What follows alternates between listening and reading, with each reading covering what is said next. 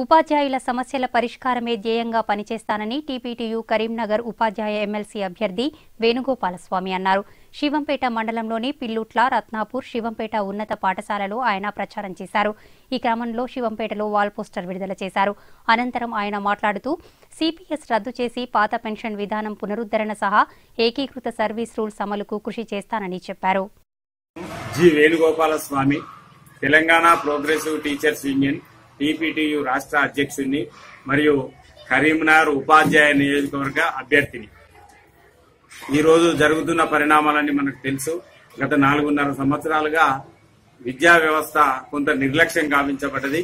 మనం ఎన్నుకున్నటువంటి ఎమ్మెల్సీలు కూడా వాళ్ళ స్వప్రయోజనాల కోసం విద్యారంగ ఉపాధ్యాయ సమస్యలను పరిష్కరించకుండా వాళ్ళ సొంత ప్రయోజనాల కోసమే పనిచేస్తున్న క్రమంలో అనేక సమస్యలు విద్యారంగంలో పెండింగ్ ఉన్నాయి. కాబట్టి ఆ సమస్యలన్నీ కూడా పరిష్కరించాలనే ఉద్దేశంతో మరి తెలంగాణ టీపీటీయూ రాష్ట్ర కార్యనిర్వాహక వర్గ సమావేశము నన్ను కరీంనగర్ నియోజక అభ్యర్థిగా ఎంపిక చేయడం జరిగింది. పరిష్కరించే నేర్పుంది కాబట్టి తప్పకుండా సమస్యలన్నీ కూడా పరిష్కరిస్తా అని చెప్పి సిపిఎస్ రద్దుపరిచి పాత పెన్షన్ పునరుద్ధరించడానికి, అదేవిధంగా ఏకీకృత సర్వీస్ రూల్స్ సాధించి ఉపాధ్యాయులకు పదోన్నతులు, ఎంఈఓ పదోన్నతులు కల్పించడానికి, అదేవిధంగా భాషా పండితుల, పీఈటీల సమస్యలను వాళ్ళ యొక్క